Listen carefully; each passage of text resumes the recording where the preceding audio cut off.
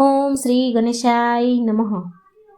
जय श्री कृष्णा मेरे प्यारे दर्शकों, राधे राधे। सोमवती अमावस्या की व्रत कथा हम सुनेंगे।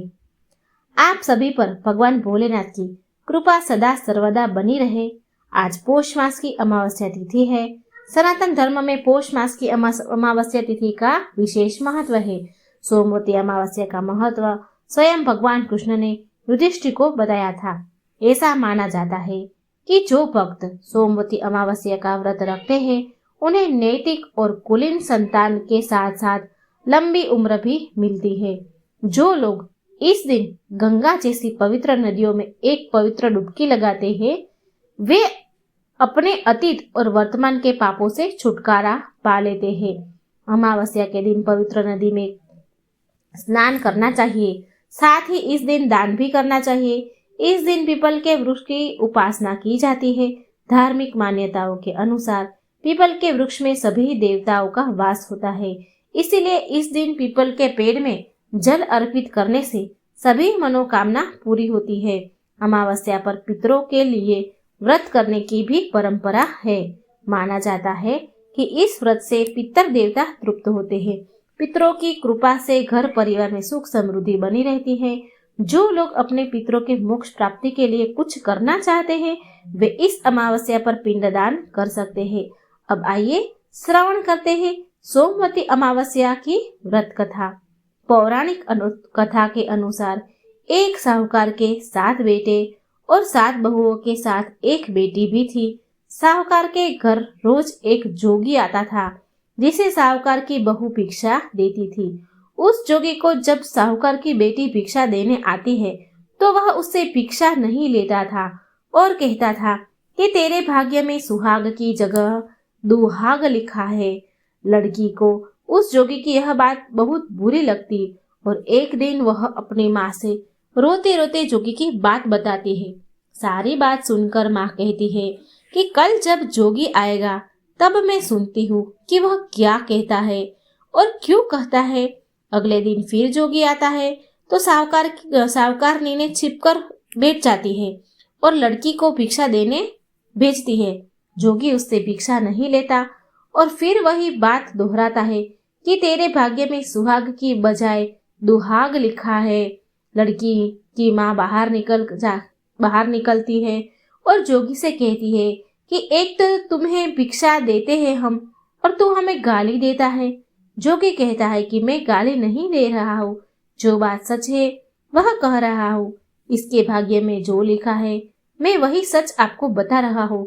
सारी बातें सुनने पर लड़की की माँ कहती है कि जब तुझे सारी बात पता है तो इससे बचने का उपाय भी पता होगा, वह बता।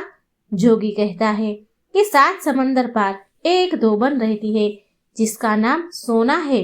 वह अमावस्या का व्रत करती है। अगर वह आकर इसे फल दे दे तब इसका दुहाग टल सकता है, अन्यथा विवाह के समय सर्प के काटने से इसके पति को मृत्यु प्राप्त होगी, इसका पति मृत्यु हो जाएगा। सारी बात सुनकर माँ तो रोने लगी और सोना धोबिन की तलाश में निकल गई। चलते चलते रास्ते में तेज धूप पड़ रही थी, जिससे बचने के लिए वह एक पीपल के वृक्ष के नीचे बैठ गई। उसी वृक्ष पर एक गरुड़ के बच्चे अपने घोंसले में थे। एक सांप आया और गरुड़ के बच्चों को खाने के लिए लपका, लेकिन साहूकारनी ने उस सांप को मारकर बच्चों की रक्षा की। कुछ देर बाद गरुड़नी आई और सब जगह खून देखकर साहूकारनी को चोंच से मारने लगी। साहूकारनी बोली कि एक तो मैंने तेरे बच्चे को सांप से बचाया और तू मुझे ही मार रही है। सारी बात जानने पर गरुड़नी ने बोला कि तूने मेरी बच्चों की रक्षा की है, इसलिए माँ जो कहती है वो मैं कर लूंगी। साहूकारनी गरुड़नी से कहती है कि मुझे 7 समंदर पार सोना धोबिन के यहाँ छोड़ दो और गरुड़नी ने वैसा ही किया। साहूकारनी वहां पहुंच तो गई, लेकिन सोचने लगी कि इसे कैसे मनाऊं।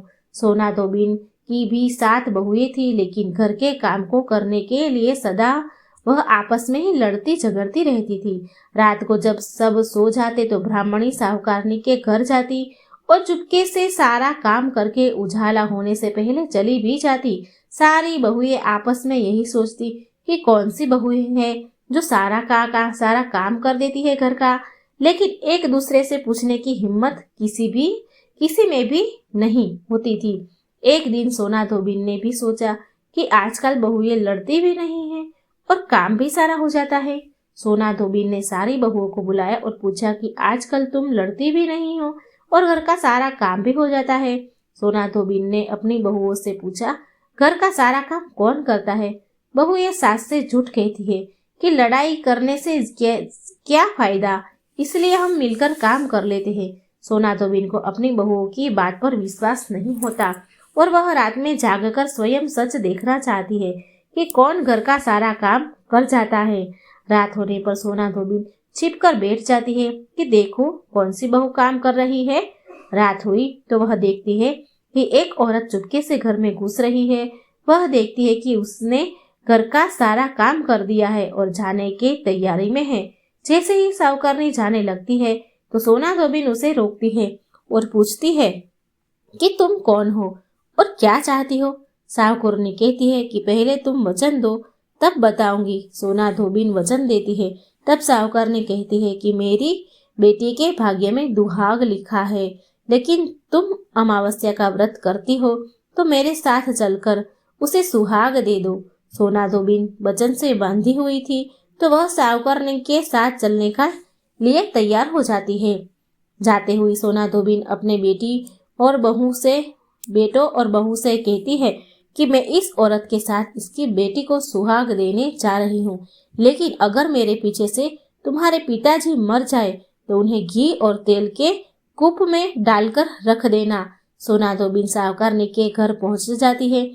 साहूकारनी अपनी बेटी का विवाह करती है तो फेरों के समय सोना धोबिन कच्चा करवा दूध तथा तार लेकर बैठ जाती है। कुछ समय बाद सांप आया और दूल्हे को डसने लगा तो सोना धोबिन ने करवा आगे कर तार के सांप को बांध दिया और सांप मर गया। अब सोना धोबिन ने लड़की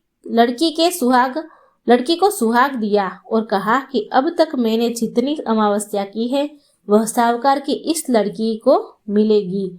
अब आगे जो अमावस्या में करूंगी उनका फल मेरे पति और मेरे बेटे को मिलेगा। सभी लोग अमावस्या माता की जय जयकार करने लगे। सोना धोबिन अपने घर वापस जाने के लिए तैयार हुई तो साहूकारनी ने कहा कि तुमने मेरे जमाई को जीवन दान दिया है, इसलिए तुम जो चाहो मांग लो। सोना धोबिन बोली कि मुझे कुछ नहीं चाहिए और वह चली गई। रास्ते में चलते हुए फिर से अमावस्या आ गई। उसने पीपल के पेड़ के नीचे बैठकर कहानी कही, व्रत रखा और पीपल के पेड़ की 108 बार परिक्रमा की। पीपल के पेड़ की पूजा की बाद वह घर जाती है तो देखती है कि उसका पति मरा पड़ा है। अब रास्ते में जो अमावस्या उसने की थी उसका फल अपने पति को दे दिया, जिससे के प्रभाव से वह पुनः जीवित हो गया।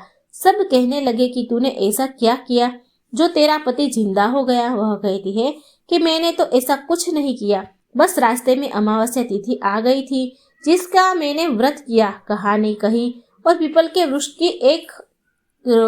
वृक्ष की 108 बार परिक्रमा की। अब सारी नगरी में ढिंढोरा पिटवा दिया गया कि हर कोई अमावस्या का व्रत करेगा, पूजा करेगा, कहानी कहेगा और पीपल के वृक्ष की 108 बार परिक्रमा करेगा।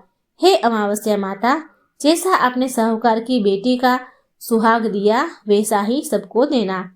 अब आइए श्रवण करते हैं अमावस्या व्रत की दूसरी कथा।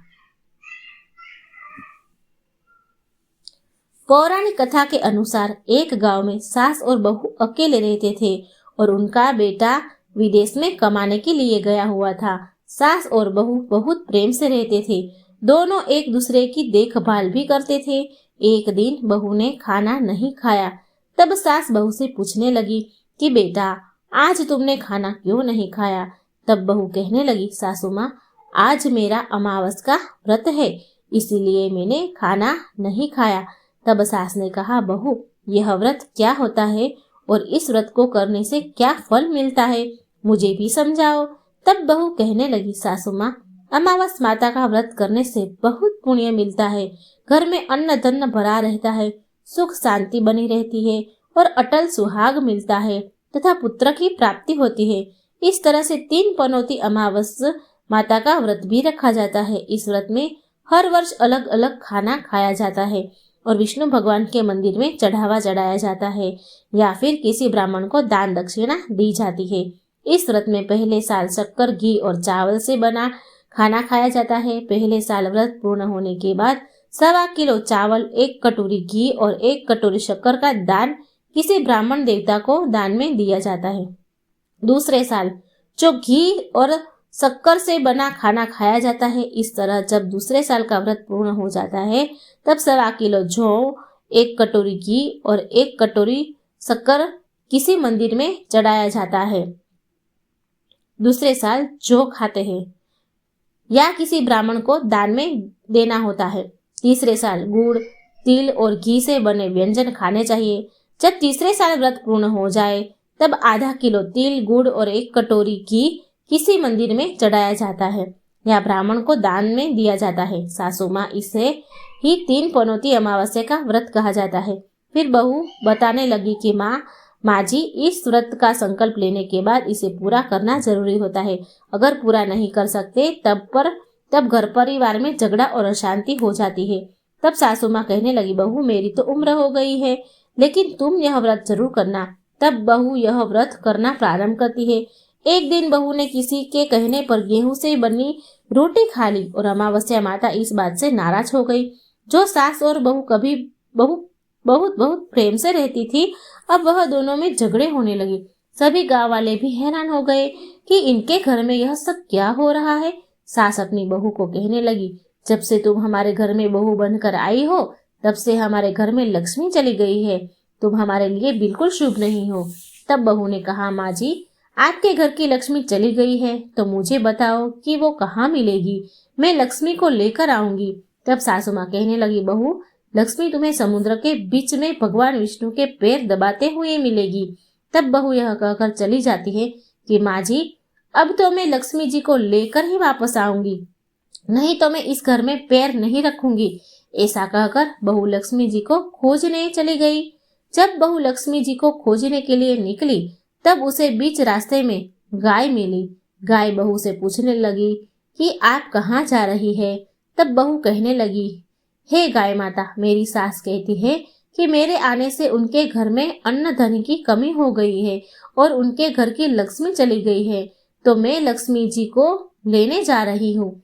तब गाय माता कहने लगी, हे बेटी, अगर तुम जा रही हो तो भगवान से मेरे बारे में भी पूछ लेना।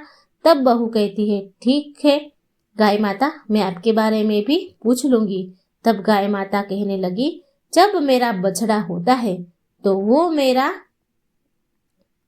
वो बछड़ा मेरा मर जाता है, जिंदा नहीं रहता। तुम लक्ष्मी जी से पूछ लेना कि आखिरकार मेरे साथ ऐसा क्यों हो रहा है, मैंने ऐसे कौन से कर्म किए हैं जिसकी सजा मुझे मिल रही है। तब बहू कहने लगी, गाय माता, मैं आपके बारे में जरूर पूछ लूंगी। ऐसा कहकर बहू आगे बढ़ गई।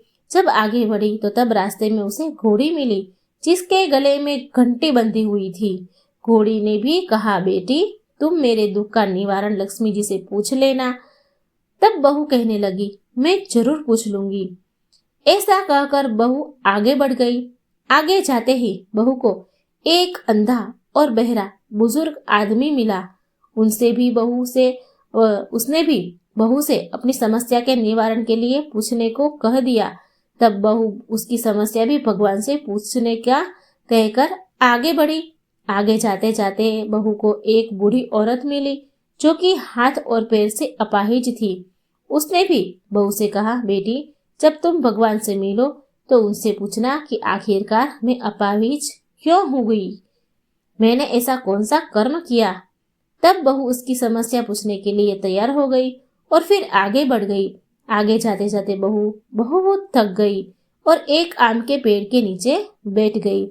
आम का पेड़ बड़ा खुश होकर बहू से पूछने लगा, बेटी, तुम कहाँ से आई हो और कहाँ जा रही हो। तब बहू कहने लगी, मैं लक्ष्मी जी को लेने जा रही हूँ। तब पेड़ भी अपनी समस्या भगवान से पूछने के लिए कहने लगा कि मेरे पेड़ पर लगे हुए आम खट्टे ही क्यों होते हैं, इस बारे में बहू रानी भगवान से जरूर पूछ लेना। तब बहू पेड़ की समस्या लेकर आगे बढ़ी, बहुत आगे बढ़ी। थोड़ी दूर जाने पर बहू को एक तलाई मिली। वह भी बहू से कहने लगी, बहू तुम भगवान से पूछना कि मेरी तलाई का पानी इतना मैला क्यों है, कोई भी यहाँ आकर पानी नहीं पीता। तब बहू कहने लगी, जरूर पूछ लूंगी। ऐसा कहकर बहू आगे बढ़ गई। बहू बहुत बहू बहुत दिनों से जंगल में चल रही थी। जंगल में चलते चलते वह थक गई थी, उसे भूख भी लगी थी, लेकिन खाने को कुछ नहीं मिला। तो वह भूख और प्यास से बेचैन हो गई और जंगल में बेहोश हो गई। उसी समय भगवान श्री हरि और माता लक्ष्मी घूमते हुए उधर जा रहे थे। तब माता लक्ष्मी विष्णु भगवान से कहने लगी, हे नाथ, यह तो आपकी बहुत बड़ी भक्त है, आप इसके दुख का निवारण कीजिए। तब भगवान श्री हरि कहते हैं, इस संसार में तो बहुत से जीव दुखी है, सभी अपने अपने कर्मों का फल भोग रहे हैं। मैं किस किस के दुख दूर करूं, किस किस के दुख का निवारण करूं? तब माता लक्ष्मी भगवान श्री हरि से विनती करने लगी, कहने लगी कि वह भूखी है, प्यासी है। अगर इसे ऐसे में जंगल में छोड़ दिया जाए तो जंगल के जानवर इसे खा डालेंगे। अगर मैं इसको ऐसे ही जंगल में छोड़ दूं तो ये नहीं बचेगी, जानवर खा जाएंगे। माता लक्ष्मी की बात सुनकर भगवान श्री हरि एक साधु का वेश धारण कर बहू के पास आ गए और उससे होश में लेकर आए। बहू के होश में आते ही साधु वेश में भगवान उससे पूछने लगे, तुम यहाँ क्यों आई हो और कहाँ जा रही हो? तब बहू ने सारी बात बता दी। उसकी बात सुनकर भगवान श्रीहरि और माता लक्ष्मी प्रकट हो गए और उनके साथ साथ अमावस माता भी प्रकट हो गई। बहू यह सब देखकर उनके चरणों में गिरकर उन्हें प्रणाम करने लगी। तब अमावस माता बहू से कहने लगी, बेटी तूने मेरे व्रत को खंडित किया है, इसी की सजा तुझे मिली है, लेकिन अब मैं तुझे क्षमा करती हूँ। अब तुम घर को जाओ, तुम्हारा घर अन्न और धन से भर जाएगा, तुम्हारा घर सुंदर महल में बदल जाएगा और तुम्हारी सभी मनोकामनाएं भी पूर्ण होगी। यह सब होने के पश्चात बहू ने रास्ते में जो मिला था उन सभी के दुखों का निवारण करने के लिए विनती की। तब भगवान श्री हरि कहने लगे, गाय ने कभी अपना दूध किसी और को नहीं पिलाया, इस कारण के उसके बछड़े जिंदा नहीं रहते। तुम उसका दूध पी लेना, फिर उसके बाद उसके बछड़े जिंदा रहने लगेंगे। और घोड़ी पिछले जन्म में आटा पीसने वाली महिला थी, वह किसी को आटा पीसकर नहीं देती थी, इसीलिए उसके गले में चक्की के पाट बंधे हुए हैं। तुम उनके पाट खोल देना, वह बिल्कुल ठीक हो जाएगी। और वह बुजुर्ग कभी भगवान के मंदिर नहीं गया, ना ही कभी उसने भगवान के भजन सुने। तुम उसे ले जाकर मंदिर में दर्शन करवा देना, इससे वह ठीक हो जाएगा। अपाहिज महिला ने कभी अपने जीवन में दान पुण्य नहीं किया, इसलिए उसकी यह सजा हुई है, उसको यह सजा मिली है। तुम उससे कुछ भी दान करवा देना तो उसकी विकलांगता दूर हो जाएगी। और वह आम का पेड़, उसने तो कभी अपने पेड़ के आम किसी बच्चे को खाने को नहीं दिया, इसी कारण उसके सभी आम खट्टे होते हैं। अब तुम उस पेड़ का आम खा लेना, फिर उसके बाद से उस पेड़ पर मीठे आम आने लगेंगे। और तलाई का पानी पिछले जन्म में देवरानी जेठानी थे, वह हमेशा आपस में झगड़ा करती रहती थी, इसीलिए उसका पानी मैला है। तुम उसका पानी पी लेना तो वह तलाई शुद्ध हो जाएगी, फिर लोग वहां आकर पानी पीने लगेंगे। इस प्रकार बहू ने भगवान श्री हरि, माता लक्ष्मी और अमावस माता को प्रणाम किया, उन्हें धन्यवाद दिया और अपने घर लौटने के लिए तैयार हो गए। रास्ते में उसे जो जो मिला उनकी सभी समस्या भगवान के कहे अनुसार वह दूर करती चली गई। सभी ने उसे भर भर कर आशीर्वाद दिया। घर पहुंचते ही उसका टूटा फूटा घर एक सुंदर महल में बदल गया। उसके घर में अन्न धन के भंडार भर गए। अब बहू ने सासू माँ से कहा, सासू माँ, आपने तो सच में कहा था कि मैं आपके लिए शुभ नहीं हूँ। मेरे जाने से ही आपके घर में लक्ष्मी आई, अब आप यहाँ रहे, मैं मरने जा रही हूँ। तब सास ने कहा, बेटी, यह सब तुम्हारे अमावस माता के व्रत करने का फल ही हमें मिला है, तो तुम यहीं पर रहो, अब तुम यहाँ से कहीं नहीं जाओगी। इस प्रकार सास और बहू खुशी खुशी रहने लगे। और फिर एक दिन सास का बेटा भी विदेश से वापस लौट आया। घर में जब उसने खूब धन दौलत और धन के भंडार देखे तब उसकी माँ ने सारी बात अपने बेटे को बता दी। इस प्रकार वह लोग खुशी खुशी रहने लगे और तीनों मिलकर अमावस माता के व्रत रखने लगे। बोलिए अमावस माता की जय। हे अमावस माता, इस कथा को कहने, सुनने और हुंकार भरने वाले सभी भक्तों के घर में धन धान्य के भंडार भरना, सभी की रक्षा करना। अब आइए अंत में श्रवण करते हैं अमावस्या व्रत की तीसरी कथा। भगवान श्री कृष्ण से एक बार पक्षीराज गरुड़ ने पूछा, हे प्रभु, पृथ्वी पर लोग अपने मृत पितरों का श्राद्ध करते हैं, उनकी रुचि का भोजन ब्राह्मणों आदि को कराते हैं, पर क्या पितरों लोक से पृथ्वी पर आकर श्राद्ध में भोजन करते पितरों को किसी ने देखा भी है? भगवान श्री कृष्ण ने कहा, हे गरुड़, तुम्हारी शंका का निवारण करने के लिए मैं देवी सीता के साथ हुई घटना सुनाता हूँ। सीता जी ने पुष्कर तीर्थ में अपने ससुर आदि 3 पितरों का श्राद्ध में निमंत्रित ब्राह्मणों के शरीर में देखा था। वह कथा सुनो। भगवान श्री कृष्ण कहते हैं, हे गरुड़, यह तो तुम्हें ज्ञात ही है कि भगवान श्री राम अपने पिता दशरथ की आज्ञा के बाद वन गमन कर गए। साथ में देवी सीता भी थी। बाद में श्री राम को यह पता लगा चुका था कि उनके पिता उनके वियोग में शरीर त्याग कर चुके हैं। जंगल जंगल घूमते सीता जी के साथ श्री राम ने पुष्कर तीर्थ की भी यात्रा की। अब यह श्राद्ध का अवसर था। ऐसे में पिता का श्राद्ध पुष्कर में हो, इससे श्रेष्ठ क्या हो सकता है। तीर्थ में पहुंचकर उन्होंने श्राद्ध की तैयारियां आरंभ की। श्री राम ने स्वयं ही विभिन्न फल एवं अन्य उचित खाद्य सामग्री एकत्रित की। जानकी जी ने भोजन तैयार किया। उन्होंने एक पके हुए फल को सिद्ध करके श्री राम जी के सामने उपस्थित किया। श्री राम ने ऋषियों और ब्राह्मणों को सम्मान सहित आमंत्रित किया। श्री कर्म में दीक्षित श्री राम की आज्ञा के स्वयं दीक्षित होकर सीता जी ने उस धर्म का सम्यक और उचित पालन किया था। सारी तैयारियां संपन्न हो गई।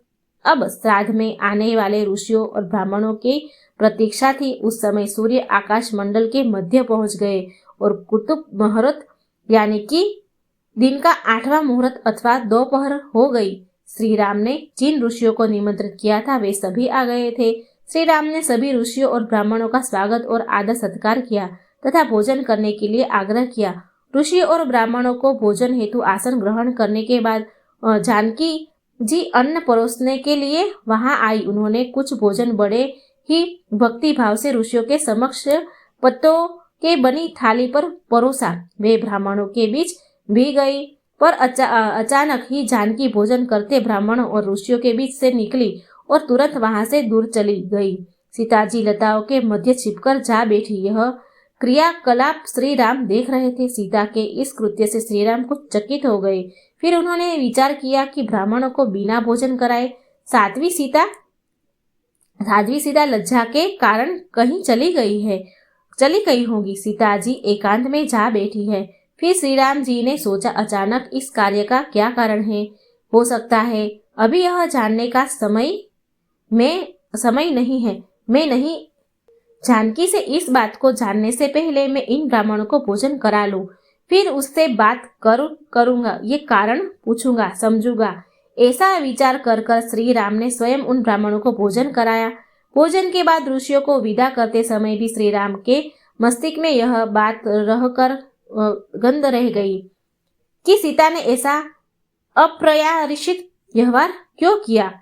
उन ब्राह्मणों के चले जाने पर श्री राम ने अपनी प्रियतमा सीता जी से पूछा, ब्राह्मणों को देखकर तुम लताओं की ओट में क्यों छिप गई थी? यह उचित नहीं जान पड़ा। इससे ऋषियों के भोजन में व्यवधान हो सकता था कि वे कोपित भी हो सकते थे। श्री राम बोले, हे सीते, तुम्हें तो ज्ञात है कि ऋषियों और ब्राह्मणों को पितरों के प्रति माना जाता है। ऐसे में तुमने ऐसा क्यों किया? इसका कारण जानने की इच्छा मुझे अविलंबन बताओ।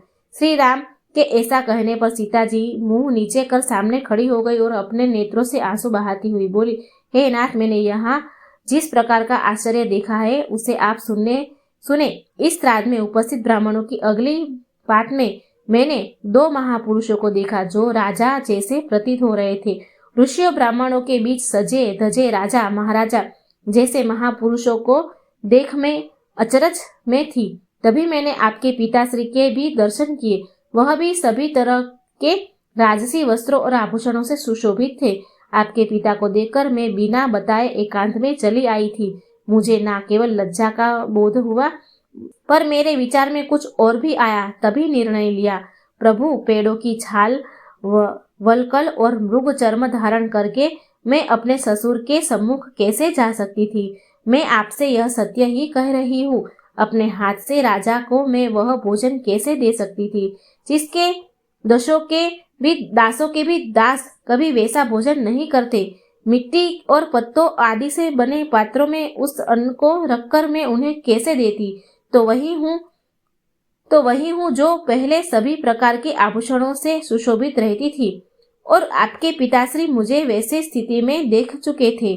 आज मैं इस अवस्था में उनके सामने कैसे जाती? इससे उनके मन को भी क्षोभ होता। मैं उनको क्षोभ से कैसे देख सकती थी? क्षोभ में नहीं देख सकती थी। क्या यह कहीं से उचित होता? इन सब कारणों से हुई लज्जा के कारण मैं वापस हो गई और किसी की दृष्टि न पड़े इसलिए सदन लता में जा बैठी। गरुड़ जी बोले, हे भगवान, आपकी इस कथा से मेरी शंका का उचित निवारण हो गया है। श्राद्ध में पितृगण साक्षात प्रकट होते हैं और वे श्राद्ध का भोजन करने वाले ब्राह्मणों में उपस्थित रहते हैं। हर हर महादेव। अगर आपको ये वीडियो अच्छा लगा तो ये वीडियो को लाइक और शेयर करना, चैनल को सब्सक्राइब करना मत भूलना। जय श्री कृष्ण। राधे राधे। Thank you.